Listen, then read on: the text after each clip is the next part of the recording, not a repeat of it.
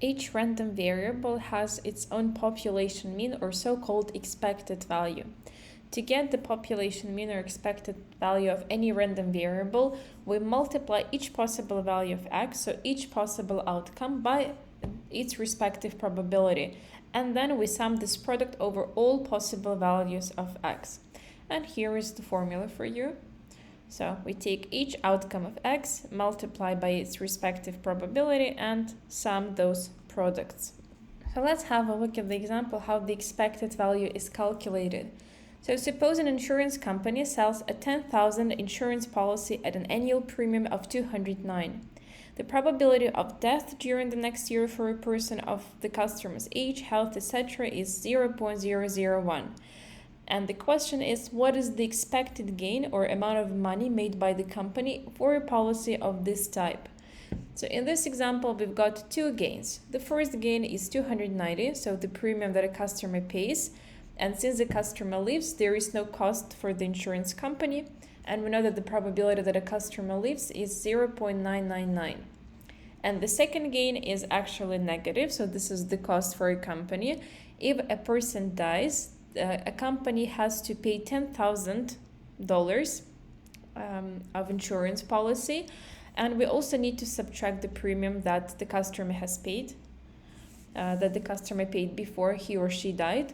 So we get that the total loss for the company in case of the death of a customer is 9,710, and the probability of a customer dying is 0.001. So to calculate the expected gain, we take each gain and multiply by the respective probability and sum the two products. So 290 multiplied by the probability of 0.999 plus, so minus 9,710 multiplied by the probability of customer dying, or the probability that a company will have to lose this much money, is 0.001. And we get that the expected gain per customer is $280. We can also calculate the variance of any discrete random variable. To do that, we take each value of the random variable, subtract the mean, take it to the second power, multiplied by the respective probability of x, and sum those products. So in this way, we get the squared difference between each individual value and the population mean multiplied by the probability. And we can also calculate the standard deviation. A standard deviation is nothing else, as we know, it's just the square root out of the variance. So there are probability rules for discrete random variable, and they're summarized on this slide. So if x is some discrete random variable and it has its probability distribution, it has its mean value mu and standard deviation sigma, then dependent on the shape of the probability distribution, we can have the following probability statements.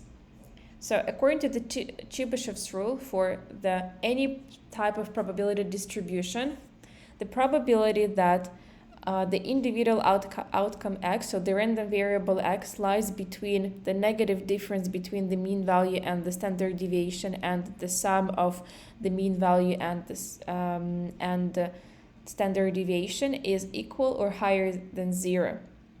In case we have mound-shaped or bell-shaped or symmetric probability distribution, so normal distribution, the probability that x, so if the random variable will lie between these two values, is 0.68. So the probability that x, so the random variable, lies between the difference between the mean value mu and 2 sigma, so 2 multiplied by standard deviation, and the sum of mu and 2 sigma, in case of Chebyshev's rule for any type of probability distribution, is 3/4, and in case of symmetric or bell-shaped or mound-shaped probability distribution, the probability is 0.95.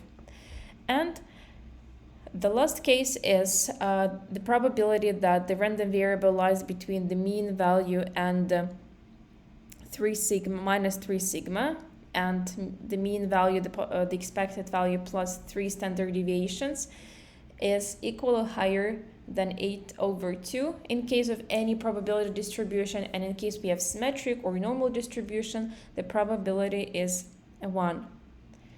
Just to give you an idea how these two types of distributions can look like, I've decided to include this graph. So graph number 8, this is the so-called skewed distribution. So for this distribution, we would use the Chebyshev's rule. So we would use this column. And in case of graph B, which is mound-shaped or symmetric or bell-shaped or normal, we will use the last column.